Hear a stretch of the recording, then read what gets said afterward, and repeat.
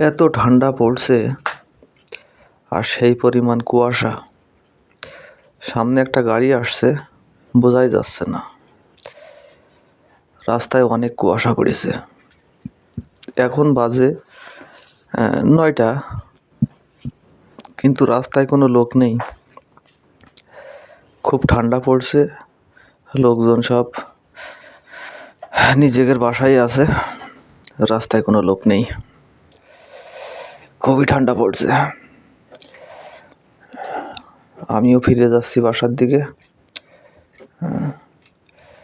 যেহেতু ঠান্ডা তো বাইরে বেশিক্ষণ থাকা যাবে না।